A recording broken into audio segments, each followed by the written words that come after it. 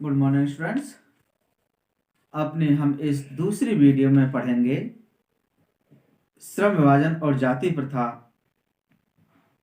लागू निबंध के अंतर्गत जाति प्रथा के दोष।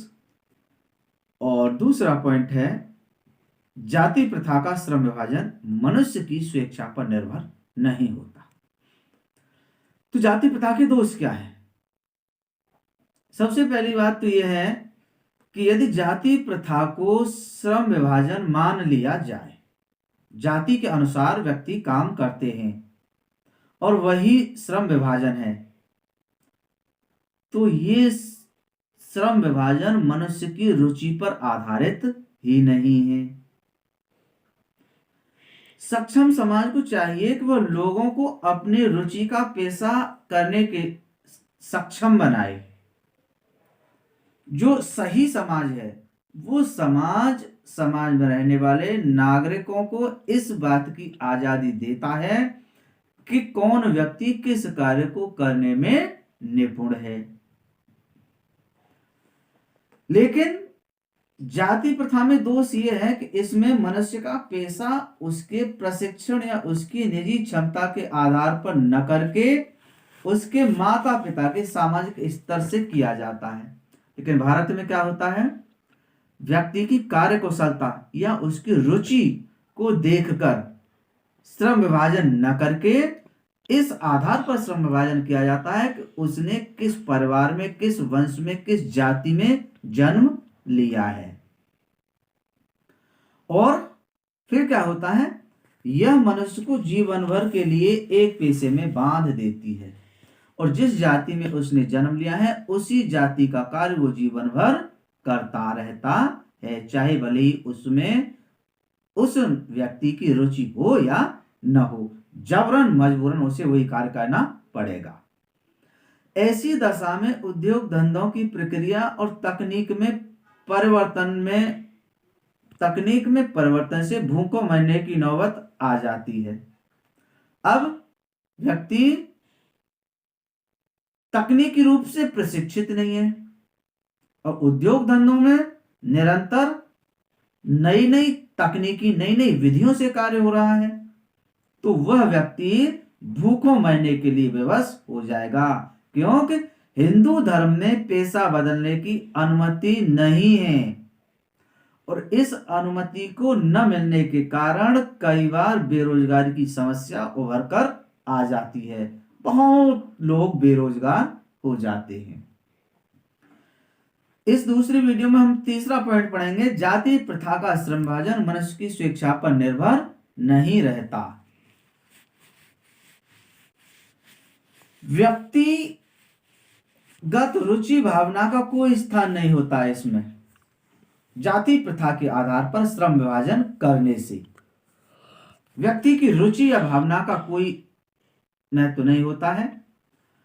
पूर्व लेख ही इसका आधार है, क्योंकि उसने जिस जाति में, जिस वंश में, जिस कुल में जन्म लिया है उस जाति के अनुसार, उस वंश के अनुसार, उस कुल के अनुसार ही उसे आजीवन कार्य करना है। ऐसी स्थिति में लोग काम में अरुचि दिखलाते हैं। अब जब किसी व्यक्ति का किसी काम को करने में मन ही नहीं होगा तो वो कार्य सुचारू रूप से संपन्न ही नहीं होगा। व्यक्ति एकली वैकली देगा, अरुचि दिखाएगा, काम से जी चुराएगा, काम चोर कहलाएगा। तो ये हुआ जाति प्रथा का बहुत बड़ा दोष। और उस दोष का कारण क्या है कि कार्य व्यक्ति की रुचि या भावना के अनुसार नहीं मिलता।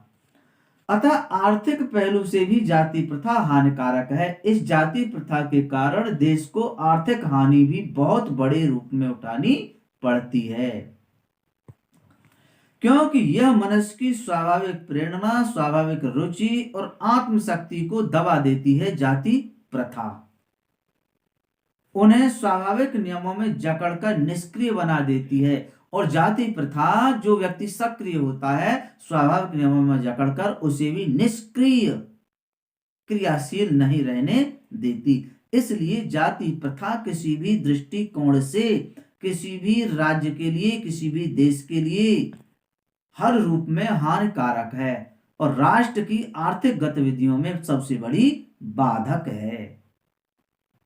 तो ये थे डॉक्टर भीमराव आंबेडकर के श्रम विभाजन और जाति प्रथा को लेकर विचार। Thank you.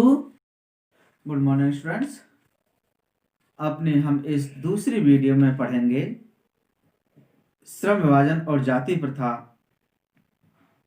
लघु निबंध के अंतर्गत जाति प्रथा के दोष, और दूसरा पॉइंट है जाति प्रथा का श्रम विभाजन मनुष्य की स्वेच्छा पर निर्भर नहीं होता। तो जाति प्रथा के दोष क्या है? सबसे पहली बात तो यह है कि यदि जाति प्रथा को श्रम विभाजन मान लिया जाए, जाति के अनुसार व्यक्ति काम करते हैं और वही श्रम विभाजन है, तो ये श्रम विभाजन मनुष्य की रुचि पर आधारित ही नहीं है। सक्षम समाज को चाहिए कि वह लोगों को अपनी रुचि का पेशा करने के सक्षम बनाए। जो सही समाज है वो समाज में रहने वाले नागरिकों को इस बात की आजादी देता है कि कौन व्यक्ति किस कार्य को करने में निपुण है। लेकिन जाति प्रथा में दोष यह है कि इसमें मनुष्य का पेशा उसके प्रशिक्षण या उसकी निजी क्षमता के आधार पर न करके उसके माता पिता के सामाजिक स्तर से किया जाता है। लेकिन भारत में क्या होता है, व्यक्ति की कार्यकुशलता या उसकी रुचि को देखकर श्रम विभाजन न करके इस आधार पर श्रम विभाजन किया जाता है कि उसने किस परिवार में, किस वंश में, किस जाति में जन्म लिया है। और फिर क्या होता है, यह मनुष्य को जीवन भर के लिए एक पेशे में बांध देती है और जिस जाति में उसने जन्म लिया है उसी जाति का कार्य वो जीवन भर करता रहता है, चाहे भले ही उसमें उस व्यक्ति की रुचि हो या न हो, जबरन मजबूरन उसे वही कार्य करना पड़ेगा। ऐसी दशा में उद्योग धंधों की प्रक्रिया और तकनीक में परिवर्तन से भूखों मरने की नौबत आ जाती है। अब व्यक्ति तकनीकी रूप से प्रशिक्षित नहीं है और उद्योग धंधों में निरंतर नई नई तकनीकी, नई नई विधियों से कार्य हो रहा है, तो वह व्यक्ति भूखों मरने के लिए विवश हो जाएगा, क्योंकि हिंदू धर्म में पेशा बदलने की अनुमति नहीं है और इस अनुमति को न मिलने के कारण कई बार बेरोजगारी की समस्या उभर कर आ जाती है। बहुत लोग बेरोजगार हो जाते हैं। इस दूसरी वीडियो में हम तीसरा पॉइंट पढ़ेंगे, जाति प्रथा का श्रम विभाजन मनुष्य की स्वेच्छा पर निर्भर नहीं रहता।